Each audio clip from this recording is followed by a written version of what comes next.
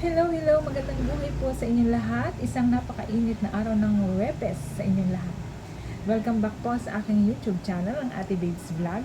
Medyo matagal-tagal po tayong hindi nagkaganito dahil masyado po ako naging busy noong mga nakarang araw.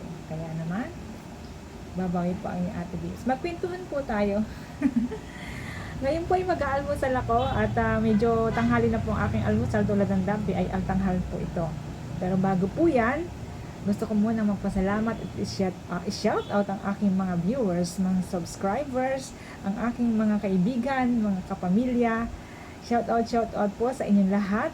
Sana po ay okay kayo at katatapos lang po ng mahal na araw. Medyo back to normal ang lahat. Back to work.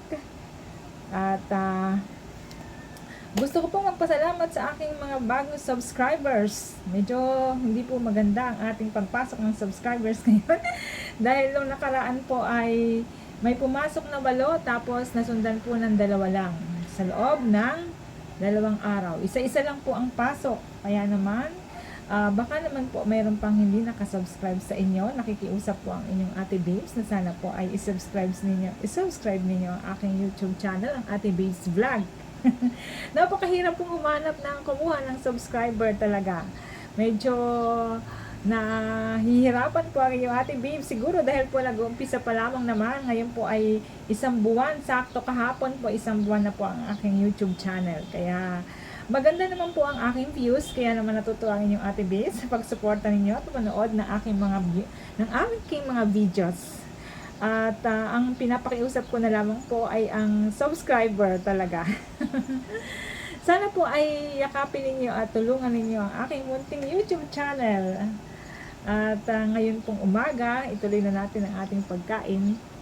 Ako po ay siyempre magra-rice po ako. At yung pong aking ulam ay broccoli with itlog na maalat. Yan. Lagi po nating ulam yan. Pero siguro nito mga nakarang araw po ay hindi masyado akong nakapagawa ng ganyan dahil nga po masyado akong busy. Mga madali ang pagkain lang po ang nakakain ng Ate Babes. At siyempre ngayon meron po akong corned beef dahil nandito po ang aking asawa. Nanilagyan ko po ng white onions. Yan. At meron po akong pakwan. Okay, may saging. Alam mo po, ang pakwan talagang maganda po ito sa tag-init dahil ito po ay tubig.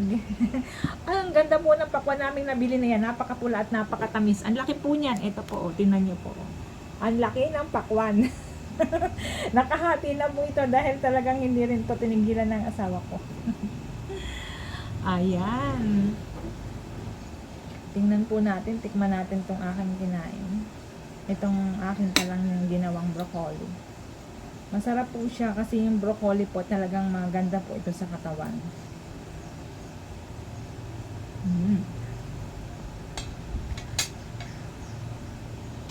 Yummy po.